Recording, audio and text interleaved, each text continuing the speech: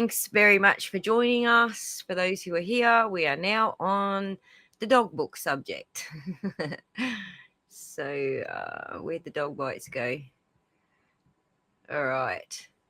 For those who don't know, 239, and remember that, it is this book that we're talking about. All right. Just for those who aren't aware. Let's go here. Oh, shit. Hang on.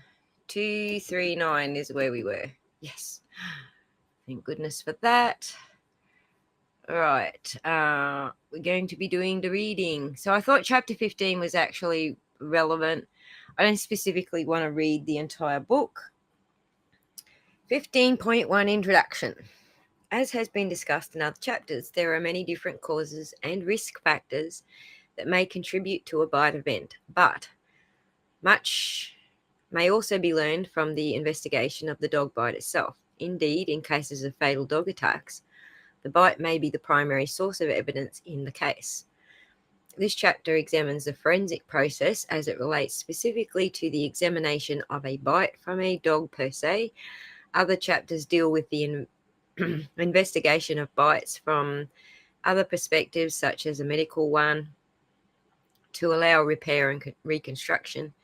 The wider forensic investigatory procedure that should follow a dog bite incident is in chapter 14, and the anatomy of the dog bite wound in chapter 16.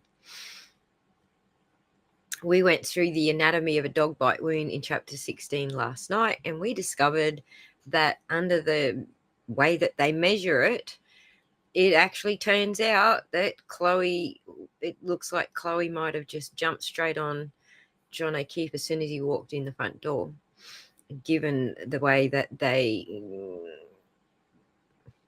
grade the levels of attacks from dogs.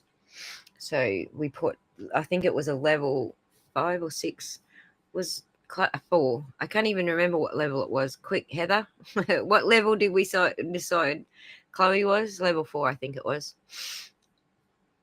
Anyway, in most cases of non-fatal animal bites, the victim usually describes the circumstances and identifies the animal, while the cause of death may be readily apparent in cases of fatal dog attacks. An understanding of how and why the attack occurred still requires a complete investigation. And if there is more than one dog in the house, the role of different dogs in the fatality may not be immediately apparent. As with any death investigation, information, including videography, photographs, and collection of trace evidence, if applicable, should be gathered at the scene. And of course, we know they did not do that in John's case. Accurate photographic documentation of a crime scene is a crucial component of any venture into evidence collection. Maybe these boys who did this investigation should actually read this book, especially when it applies to recording potential bite marks inflicted on humans. Table 15.1 describes a forensic approach to a fatal dog attack.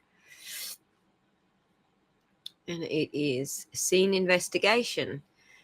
Information, circumstances, witnesses, ages of victims and the dog breed, observation, traces, environmental conditions, position of the body, etc. And we get a fail because they didn't collect any of that information. Collection of trace evidence and blood samples, fail again. Documentation, photographs, sketches and diagrams, etc. Fail. Geez, they get pretty much across the board fails, right? Level 4. Thank you. We decided on level 4 last night that Chloe's a level 4 doggy. So, right. Let's move on. So, in section 1, the scene investigation, fail. Examination of the victim, gathering information, age, relationship to the dog, health status, psychological profile, etc. Because they weren't even looking at it as a dog attack, then they didn't collect any of that. But we do know his age and that he was a stranger to the dog. And his health status was pretty healthy when he arrived. External examination, bite marks, tear and hole. So we went through this last night about tear and hole type attacks, defense wounds, post-mortem changes, injuries, health status, etc. Preferably at the scene. Fail. Internal examination, collection of trace evidence, samples for toxicological and DNA analysis. Fail. Cause or mechanism of death. Fail. Emmy can't even really give you that. Hang on, we got cause. Hang on, Scotty, you're gonna have to clear me up on this. We got cause, but not manner of death, right? I forget. We got one, but not the other. But we'll wait for the stream to catch up, because Scott will clear me up on what it was that we did and didn't get. Examination of the dog. Fail. They didn't ever examine the dog. The age, the owner. Well, we know the age and the owner. We know Chloe was at least 7 years old. We know the owner was Brian Albert. Previous behavior. We knew that the dog had bitten people before. I don't know about vet records and relationship to victim strangers. So external examination, collection of trace evidence, blood cloth, soil, hairs. Fail. Internal examination, collection of oral and gastric contents, blood, brain, tissue, urine, etc. Fail. Toxicology, toxic substances, stimulating substances. Fail. Never tested. Microbiology, exclusion of rabies and infections. Fail. So there you go. Not a single thing was actually a win. And hello, Ms. Thanks for joining us. So yeah, where were we? Just watching the chat, well, so that each paragraph, in case, interesting things are being talked about. Bite patterns. If suspect dogs are available for examination, comparative bite mark analysis can be performed. In fact, a careful analysis of the dental characteristics and features of a bite mark may help to identify whether the biting injury was self-inflicted, caused by an aggressor, an animal, or at the very least may exclude a suspect. Fail. Bites produced by dogs often cause much damage, with tissue laceration and avulsion of underlying muscle, damage to vasculature and possibly internal organs, while human bites include a wide range of injuries from bruising, abrasions, lacerations, and occasionally tissue avulsion. Each injury should therefore be evaluated to determine whether it was produced by human or animal teeth. The domestic dog, and so I think that's Canis familiaris, and humans have a notably distinct morphology of the teeth and arches. This distinction requires a comparative knowledge of dental anatomy of the two species. One parameter commonly considered helpful in identifying the origin of bite wounds is the distance between the canine teeth marks left on the victim. The distance between the upper canines in an adult human can range from about 25 to 40 millimeters. According to some studies, the intercanine distance may vary with the animal's breed and weight. The distance in the North American domestic dog ranges from 13 to 48 millimeters in the maxilla, while for the mandible there is a range of 6 to 49 millimeters. Thus, the distance may help exclude certain subjects when there are several suspects. Oh my God, it just occurred to me, some of you might actually need this in inches and nths of an inch. It's all in millimeters. It might not be your type of math. Hey. So, where are we? Yes, I think we all agree with you there. She had to be removed because she had to be involved. So, exactly. All right. Caught up with the chat. We're good. All right. An accurate day. You need to tell me if I have to go back and tell you what these are in nths of an inch, in case you don't know. An accurate image is particularly important since the comparative analysis of potential suspects to the bite is entirely dependent on how skillfully the photographic images of the injury are recorded. Can we just say how not skillful these people were? I mean, the hospital did all right, but the hospital actually did way better than anybody else at the scene. The photos were shit. For example, the dog bite site should be photographed using digital photography, taking a picture of the lesion from a distance, showing the tissues around it, as well as close-up views for smaller lesions with scales is very useful for illustrating the description. A thorough documentation of the necropsy with pictures is very helpful, and a correct interpretation of the have another mouthful of coffee. The lesions. I don't know why my tongue's having a hard time with that word today. I had a hard time with several words last night, but some of them were big words.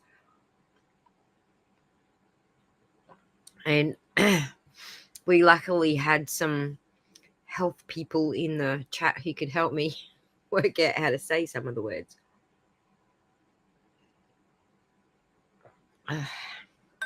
Let's see if I can get that word out now.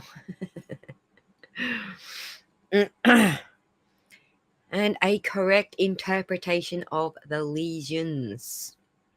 And use of correct terminology is essential to be used in a court. All photographs must include the date, case number, and a scale or rule. The photographic procedures should be performed by forensic odontologist or under the odontologist's direction to encourage accurate and comprehensive documentation of the bite site. Interesting. You know what I could do, if you want me to? I could actually pull out John's wounds and the little ruler and move that ruler around on the screen and see what the distance was between those teeth marks. We could do that. If you want.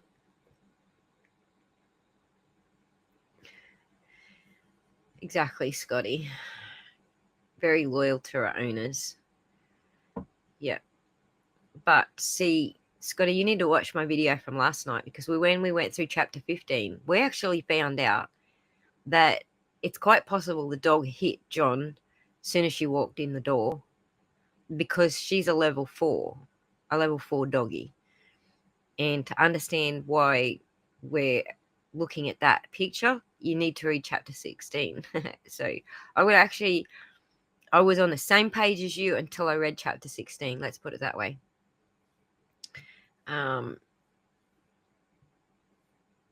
Yeah, so I forgot what I asked you now because I got sidetracked on Scott's comment. Scene investigation or locus may be best or only opportunity to establish the breed of the dog that bit. Examining a body with its scene is similar to taking a medical history. Indeed, the importance of the scene in forensic pathology is analogous, I did that one last night too, is analogous to the importance of the medical history in diagnostic veterinary pathology. The process requires practice and skill, and the information should be critical, helpful, make a contribution, and it should not be wholly misleading. This may be construed maybe in a way that Brennan might want to use it, because he did kind of use that language, right? In a way. Let me quickly just duck over and pop into this chat. Hang on. This chat. Shit. Where is it? Let me just, in case there's people over there waiting on the other live stream, which I have not joined into, we'll give them the link to this live stream. Oh, I went the wrong way. Sorry, guys. Give me one sec. Let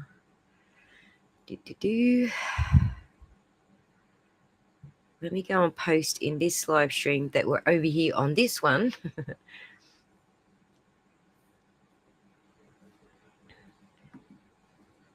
Copy that. Paste it into the chat over there.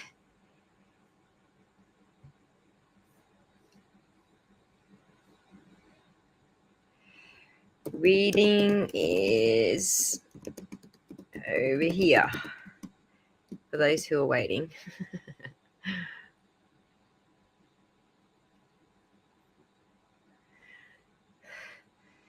Sorry, guys. There is a couple that were waiting over there. So that's now in the chat for those people to come over here. There you go. All right. Yeah, last night was very interesting. Chapter 16 went into the type of dog and the way the dog behaves. So it was more about setting the type of dog into levels of whether or not they were worth working with to de-aggress them, I guess. And we worked out Chloe fell into a level 4, which was basically very aggressive, dangerous. Owners are probably not going to cooperate, essentially. But it was more interesting what they were saying about a level 4 dog and how they would treat a stranger and that kind of thing. So, and it kind of matches up with what Brian Albert testified to as far as whether Chloe was good with strangers or not and stuff like that. So it kind of matched up with his testimony. No, I just have one chat, Heather.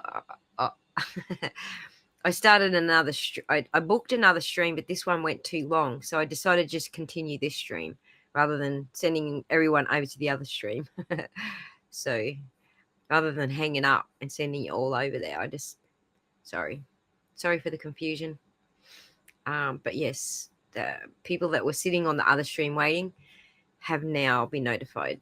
It's way late. I booked it for 4 and then I pushed it to 6:30, and now I'm only letting them know at 7:30 that we're all over here. So that was all my bad.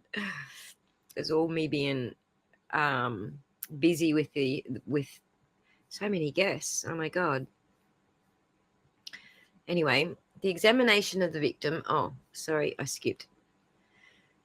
Detailed photographs and, as outlined above, and diagrams of the dog, as well as photographs of collars, scars, and evidence of prior veterinary care are useful when the identity and owner are unknown. Information on whether or not the attack was witnessed will assist with conclusive identity of the aggressor.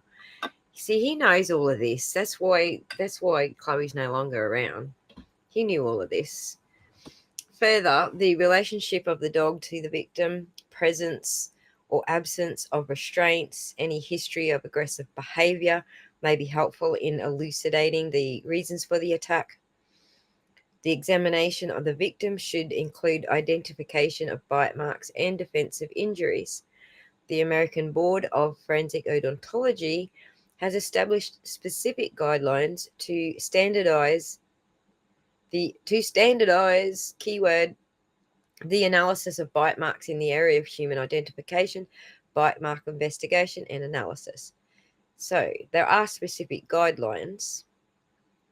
These standards and guidelines may evolve over time and will be updated as necessary. Guidelines for bite mark analysis. Oh yeah, that's all just references to those guidelines. All right, checking in on the chat again.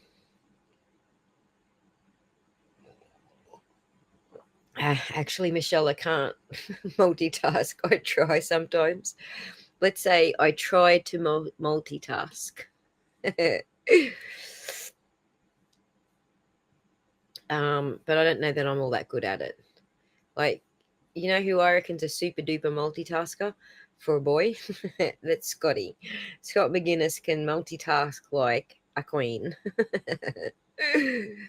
Seriously, he can manage several chats at once while he's streaming live and protesting at the courthouse. So,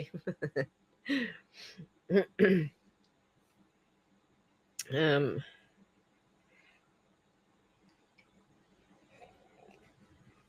exactly, Heather. That's exactly it. Thinking you can and finding out you're not very good at it, which is Dunning-Kruger effect, incidentally. For those who don't know why I call Paul Trooper Dunning-Kruger. Tables 15.2 and 15.3 describe the main examinations that are normally suggested during the investigation. However, the marks left behind do not always show the full arch and the distortions produced by the elasticity and retractility of tissues. Movement and amount of contact can lead to misinterpretation. Punctures, lacerations, and avulsions of skin and soft tissue are caused by a combination of biting, crushing, and tearing. Forensic pathologists typically observe multiple tear wounds with adjacent puncture wounds, the so-called hole in a tear effect. A hole in a tear effect. The puncture wound around a hole is made by the canine tooth. We'll come back to that. Of either the upper or lower jaw on one side that serves as an anchorage, while the other teeth cut into the flesh, causing stretch lacerations in the process of biting, shaking, and tearing. This should be considered pathogenomic. Hey, we've read this, haven't we? I feel like this is either a repeat paragraph or we've already read this. I know that because I fell over this word last night. Pathogen.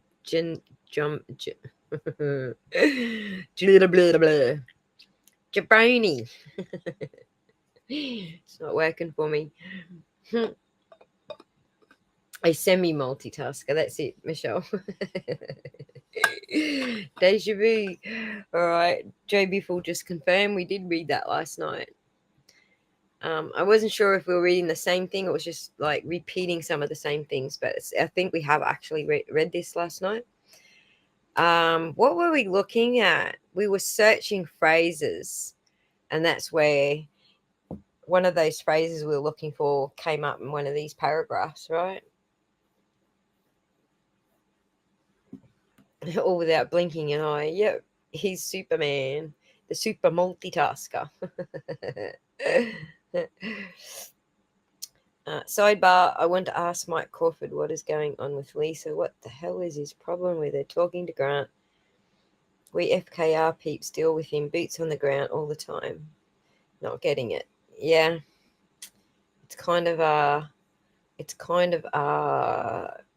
It's a mystery. Let's call it pathogenics. Thank you. Heather, you're my hero. Pathogenics. Pathogenomic. No, Mnemonic. Pathonomic. Is that it? Pathonomic?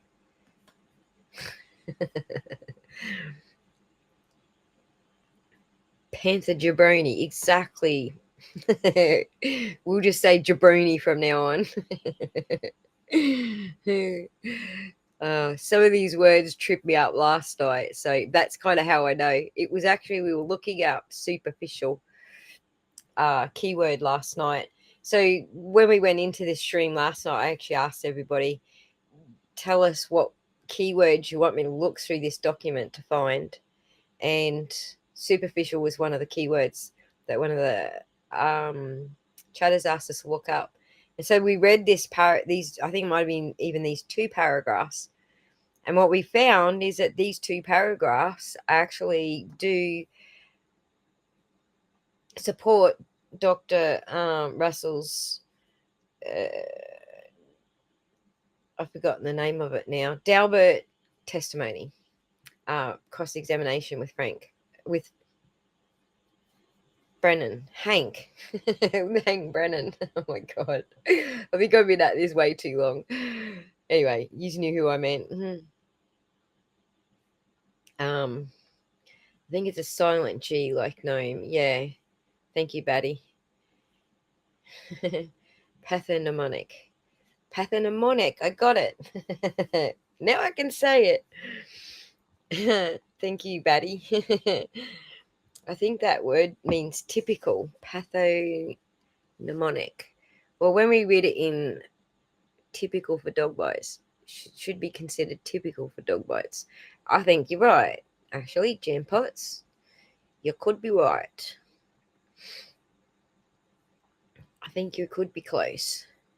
All right, so Jeff, I can't even say that word. Did you bring your grog along? Did you bring your grog along? There you go. I knew what he was saying.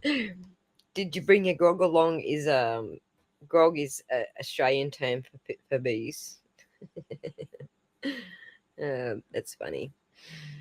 So yeah, when we were talking about when Dr. Russell was talking about the dental arch print, that it was consistent with a dog, and then Brennan wasn't happy with that, and he said this is wholly, what was that word? Wholly misleading was the word he used. Let's have a look at this chart. Animal bite victim evidence. Oh yeah, we did go over this all last night. How far did we read through this? The oral cavity constitutes a key part of clinical examination of any animal that is involved in an attack. It is important in forensic work because bite wounds are often a cause of injury, infection, or death in humans and other species. Furthermore, the effect of a bite is influenced by both the morphology of the oral cavity and the microorganisms that it harbors. See, again, with the microorganisms, I feel like had somebody swabbed the actual wounds, we might have actually been able to say, yeah, that definitely was a dog bite. And that these cops were absolutely not going to do any kind of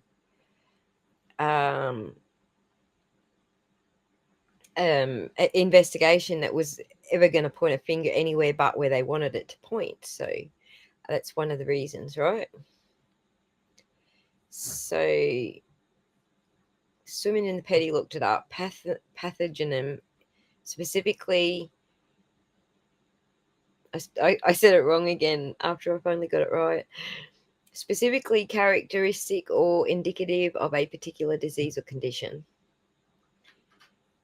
Characteristic, typical of so I think typical actually works with that. And genomic specific species, yeah. Thank you for that, Jampots. Very interesting.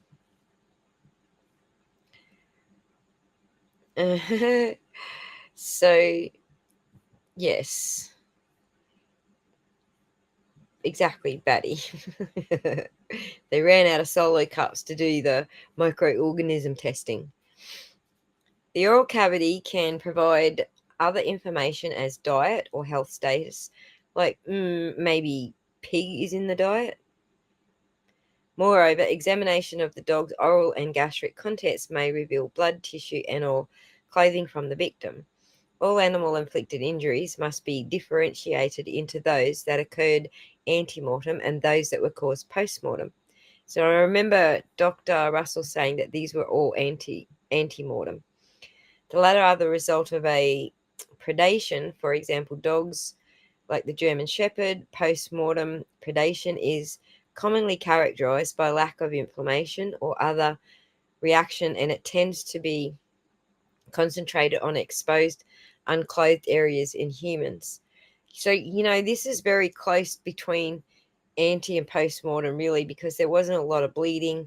There was not a lot of inflammation. There was actually very little skin reaction other than the tears and rips.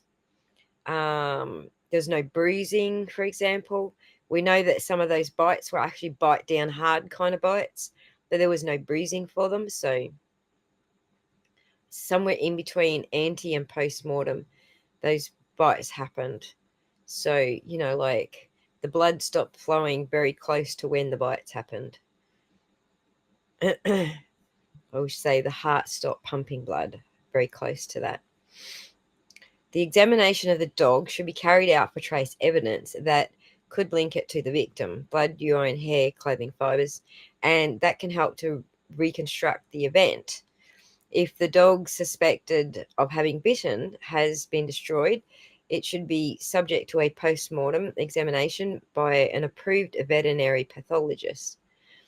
This should note any pathological conditions, brain neoplasms, brain neoplasms, encephalitis, that might have affected behavior.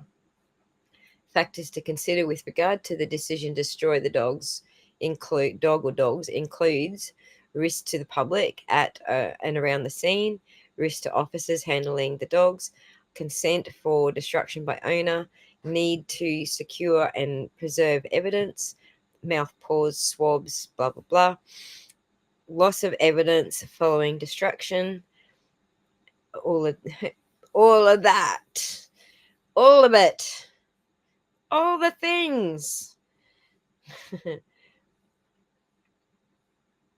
USA Patho, Australia Sidewalk. Yes, that's right. The dog, probably even dead, probably talked to him. So the cold would have preserved the condition. I imagine the cold would have. It's one of the things that we had a nurse on to discuss a little whiles back, in case you didn't see it, was that the settling of the blood was all towards his back. It wasn't towards his front. That was one of the ways that we could tell that he was never on his front when Jen said, oh, we flipped him over. So, yeah, interesting, right?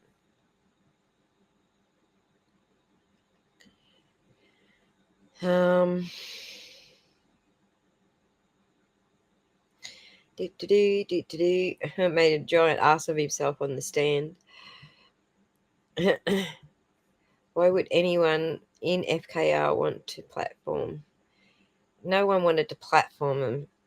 It wasn't platforming. It was just having an interview and getting him to spill the beans. Why wouldn't you want him to spill? Other way around, Ozzy. Oh, yeah. Oops.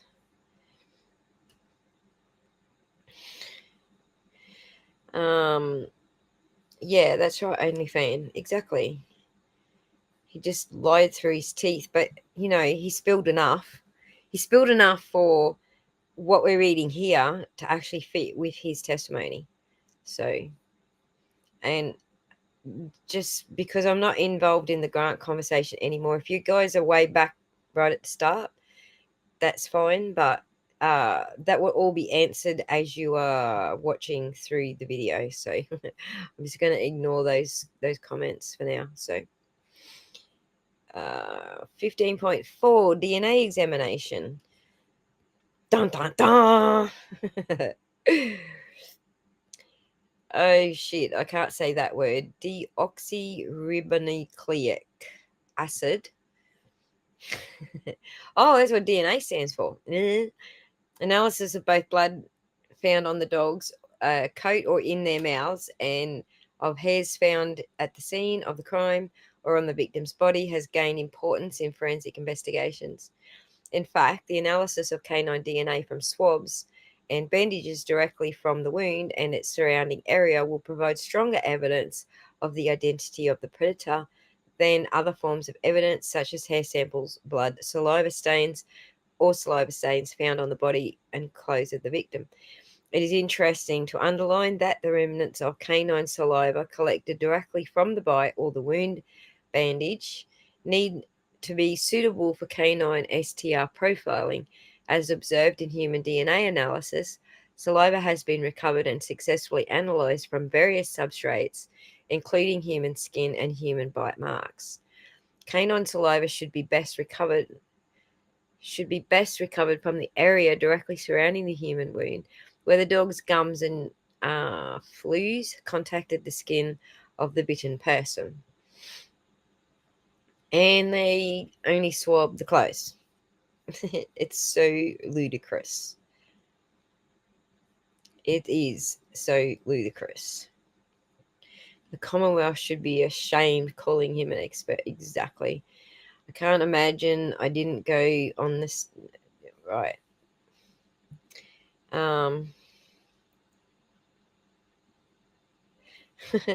Thank you for that. Amongst many other things. Right. Moving on. We're ready for the next chapter. This analysis should be prejudiced, for example, by the mixture with human blood in wound bandages, which potentially has adverse effects on the possibility of reconstruction of the canine specific STR profile.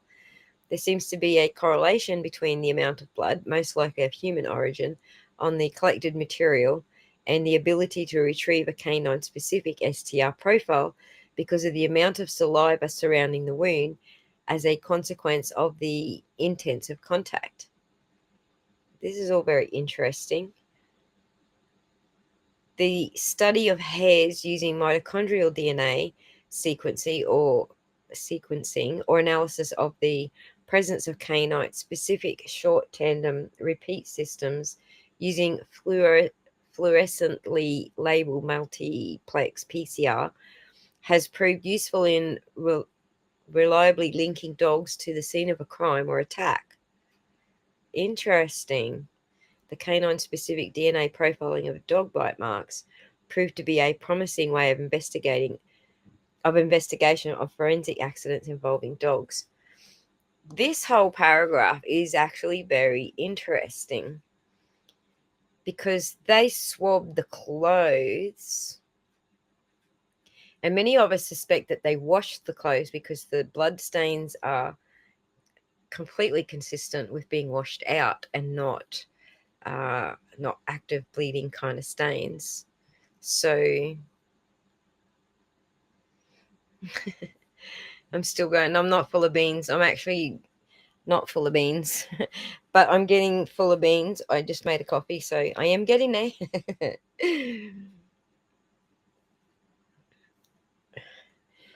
Team Brittany, hey. Good on ya. Yeah, took the doggos out. And then realized I'm talking about doggos.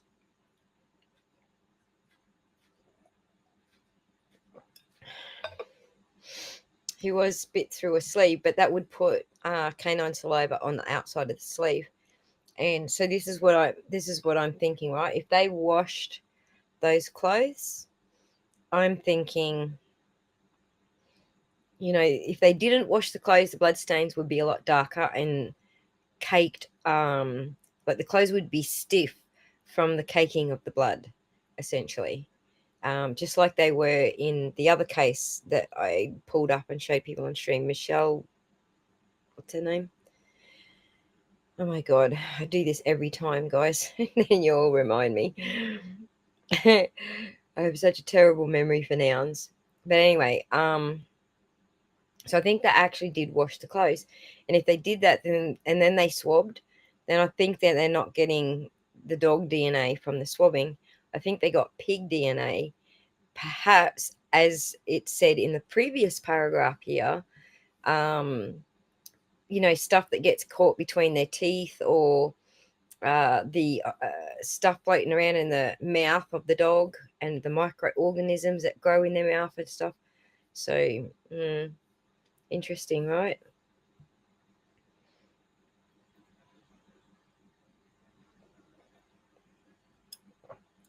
What fates are we wishing on them?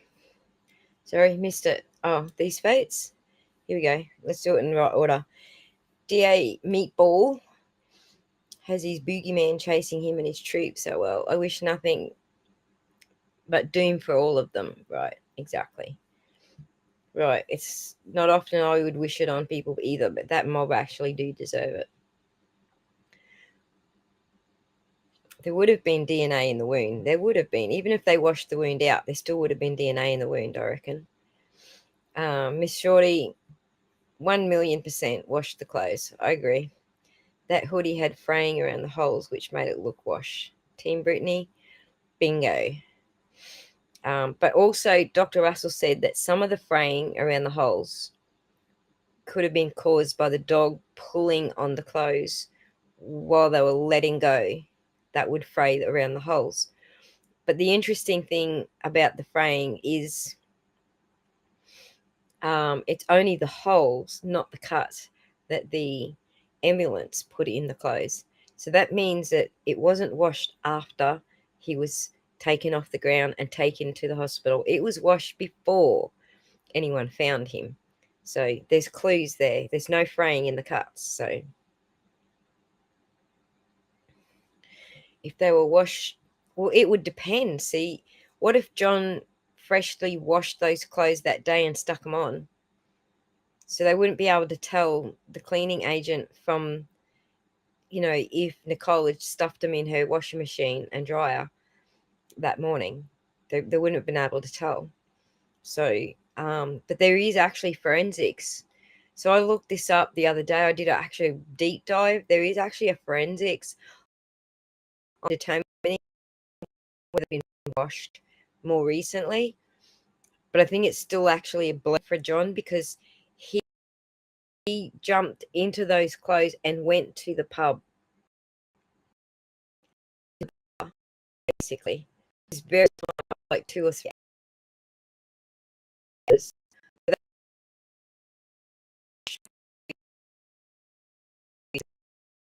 It may layer on top of the blood. It could be that. So I am still of the opinion that Karen Reid's team need to get themselves a blood analysis expert, blood pattern expert, because these are the types of studies that they would do. They would actually look at whether cleaning agents were on top of the blood stains or under the blood stains. I would say, Jeff, as most people do, that pigs that feed the dogs, it's all made up full and all sorts of things from the slaughterhouse, basically, and it's a mixture of stuff, and so it could have pig's DNA in it. There's also chewies, that dogs that chew a lot, that people give them pig's ears to chew on, like they're dried pig's ears. So there's also those. But generally dog food is going to have pig's DNA in it because it comes from a slaughterhouse. So definitely laundered. Yeah, it's exactly what I reckon. They were faded and washed out, like washed, not scrubbed, but definitely laundered. Also, one of the bottoms of the shoes was very orangish, and it looked like there had been blood on the shoe that had been cleaned off. And so you know how blood leaves like an orange stain on like rubber and stuff. I don't know. You might not have bled on white rubber, but I have. It does leave an orange stain, and I did see those on the orange stains on the bottom of those shoes in the photographs. I can't remember which photographs now, but there was an early supposition that John O'Cleese were wash, an interesting proposition, and I think it's true. I think it's a bit more than supposition, and if they got a blood pattern expert in, they could probably show that they were washed. So, but I don't know that they could show how recently they were washed. But there's definitely dried pooling blood that should have been on those clothes that wasn't. So Matt is back. He's probably gone off, had dinner, had lunch, had dinner, and everything, and we're back again. Thanks for coming back, Matt. No worries, Team Brittany. Thanks for popping in.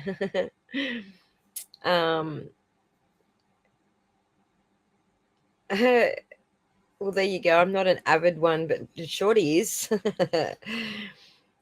Yeah, when you compare him with Michelle Traconis, hey, I remember the name. When you, it fell back into my head. When you compare John's clothes and the amount of bleeding from his head and all his injuries to Michelle Traconis's bleeding, you can see the blood on her clothes is like caked on, it's dried, and the clothes are stiff from the drying blood. We don't see that with John's clothes. They are definitely, I think they were definitely washed.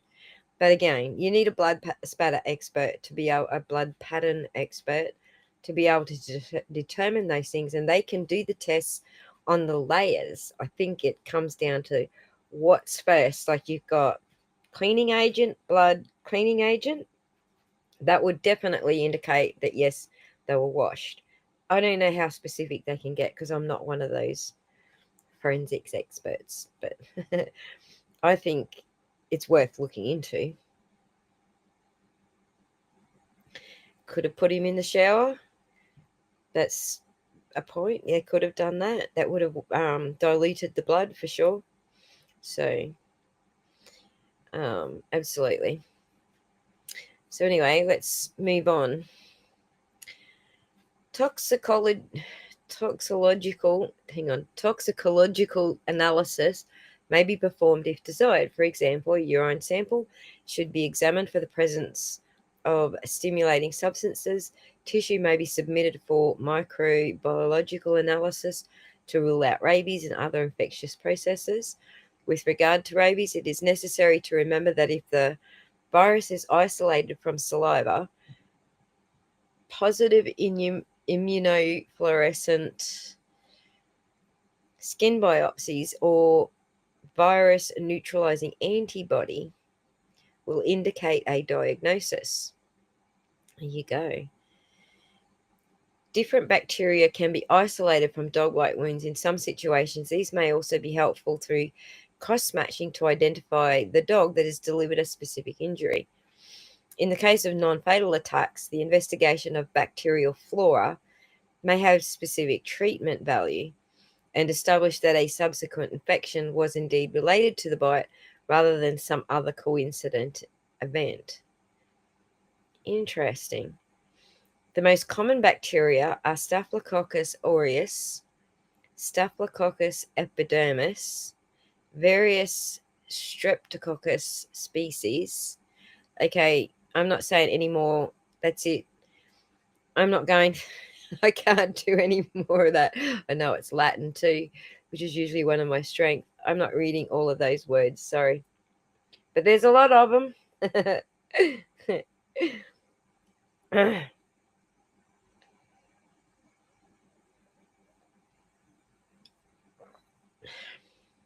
It depends. You can't, often if you leave blood for an hour or two, you can't wash it out. If you do it straight away, you could dilute it all the way to an outline of the blood, but no, I've bled all over my clothes and you can't wash that shit out. It's the iodine. It's the iodine. It's the iron in the blood.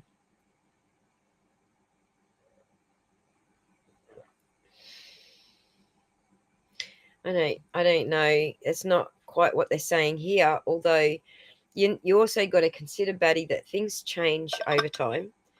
Technology gets better, diagnostics gets better, all sorts of things happen over time. So, sometimes we can think back, a couple of years ago, we thought rah, rah, rah, but now this year they can do so much more. So it's always good to keep that in mind. So,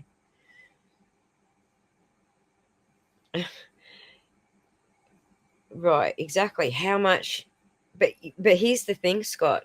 It wasn't just one person going, we've got to get all this shit cleaned up. This was multiple people saying, we've got to clean these clothes. We know who the cleaner is. We all know who the person that is the cleaner fanatic. I'm not going to say names, but we all know who the cleaner is. We know who the cleaner was. We know who the fixer was. We know who the contact with the cops and getting them to do things a certain way was. We know who played all what roles, right? So it was multiple people doing lots of things that had to happen, basically. If it was just one person, you really could just go, one person couldn't possibly do all of this in such a short period of time. And then you go and look over at freaking, what's his name, Brian Walsh's case and go, well, okay, maybe one person could do all of that, but certainly not in that period of time. So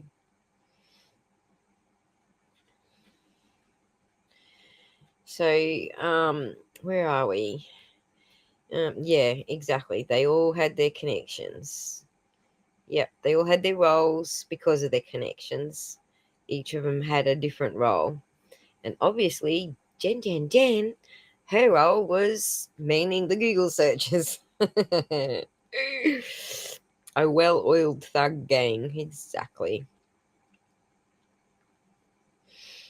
Right. Maybe animal fat, pig in the soap. Not usually. Not generally in washing detergents, I don't think. I always imagine how this night would have ended if Karen had gone in. Oh my God, I don't even want to think about that. She would be dead too. Like, you think Karen going in there wouldn't have resulted in both of them disappearing?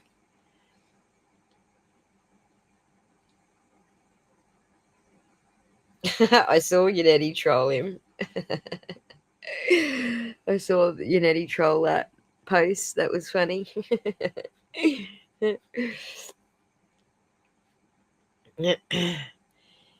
Indeed, big disaster.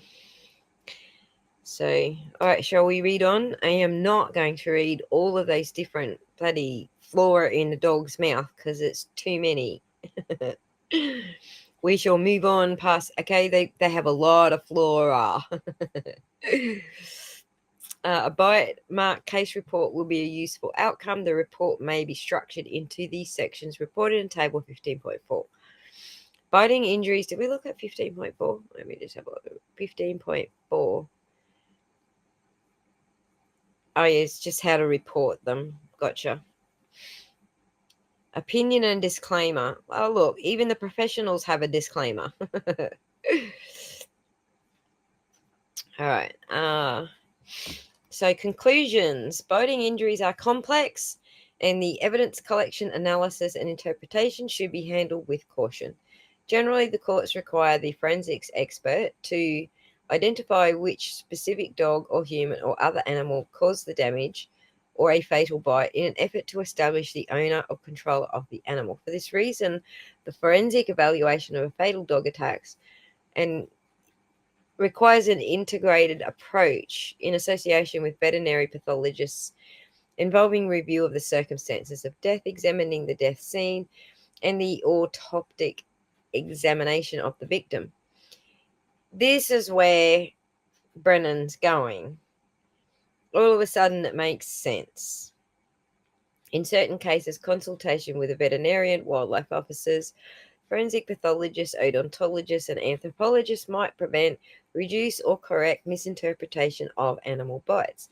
A team approach provides the best opportunity for thorough documentation of circumstances, scene analysis, and proper photographic documentation. I think this is where he's going. He's going, well, she can't just do it on her own. She needs to have all these other experts. So there you go. I think we just nailed where Brennan's going with this, thought he was going with this book. But I mean, clearly he didn't have time to read, 461 pages because he still hasn't even read all this transcripts from the trial yet. So, yeah, right. She probably would have. And you know what'll be even funnier if she pulls that book out and goes, well, over here it says, actually in the Dalbert hearing, he's still got, I think it's the 6th of January, he's still got more questioning to do. So, oh my God, that would be so funny.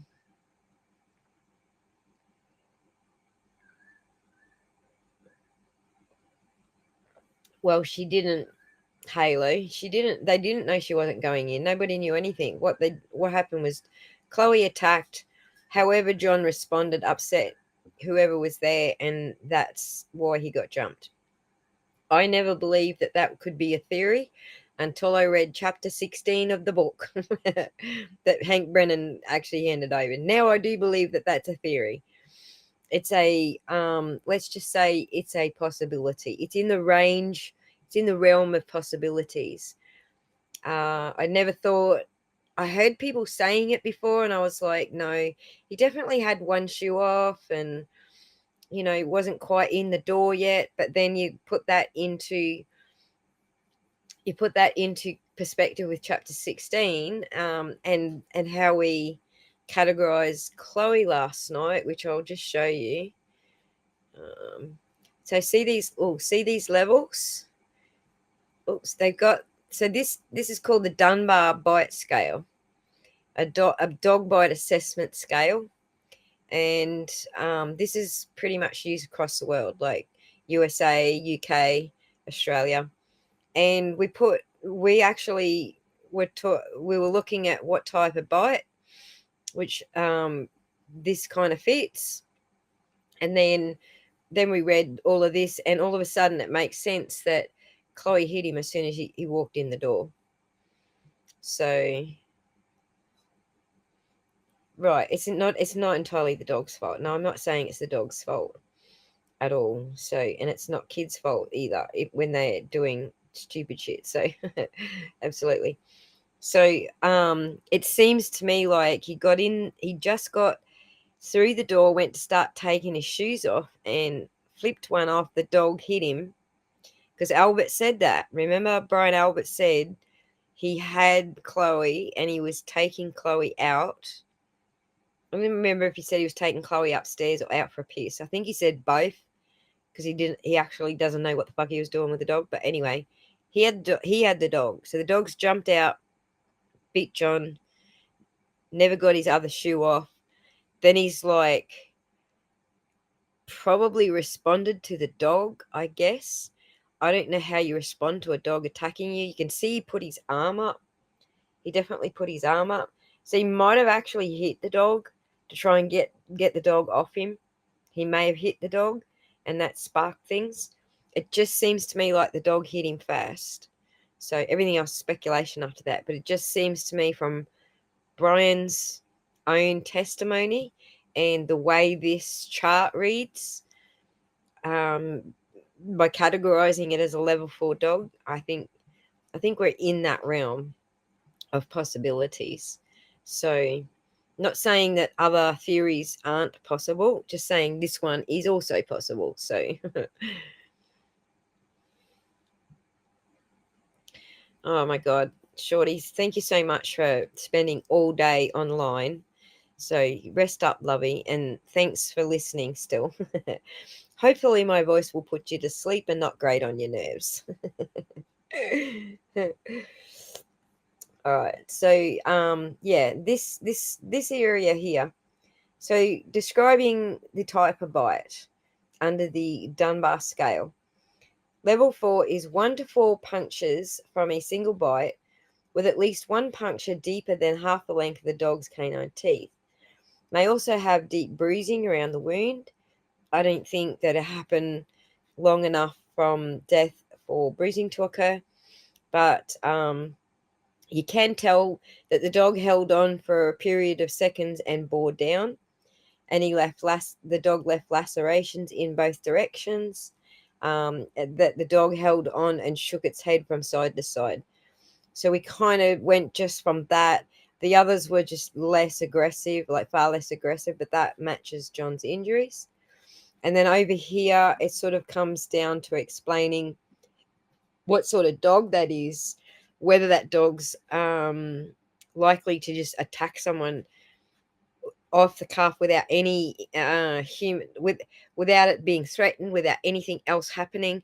Just someone walks in the door, they don't know them, and they just bite them. So that's the type of dog we're talking about. Epic day it was.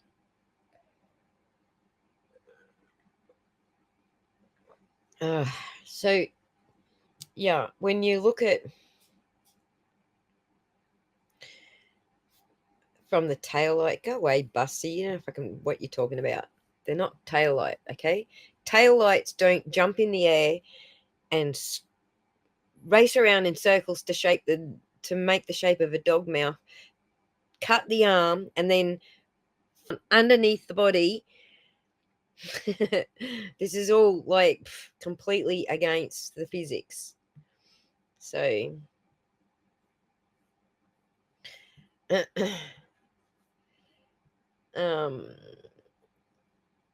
you reckon Colin would have jumped straight in? He was probably part of the cause if he was walking out at the same time John walked in. Possibly. So if the dog bit John and John reacted badly to that, and then Colin reacted badly to that, and then someone else reacted badly to that, you got that chain. What am I trying to say? Chain. I don't know why my brain's bloody falling apart, but that's it. That's all I got in me, guys. Brain just stopped functioning. So yeah, I think there is actually, I think there is a possibility that the dog hit John as soon as he walked in the door, because he's a stranger to the dog. And this level 4 type of dog is going to attack a stranger. Thank you for that, Petty. I was trying to get there. Appreciate that. So yeah, tough, strong, but dumb in the head. So ridiculous. So chain reaction. Thank you. Chain reaction. See what I mean? That's how I know I'm tired. I will always forget nouns, names of places and people. Always struggle with those, or movies. But when I can't remember a simple word like chain reaction, that's time to give up. It's time to stop. Okay. I think I've done all I can for today. We are now 6 hours stream. I'm done. I'm spent. It's 8:30. I'm hungry. So it's time to go. Good night, everybody. Good night, Shorty. I want to say thank you to, let's see if I can remember everyone. Lacey, Shorty, thank you for coming on. And Jason for chiming in and lending some of your thoughts to it.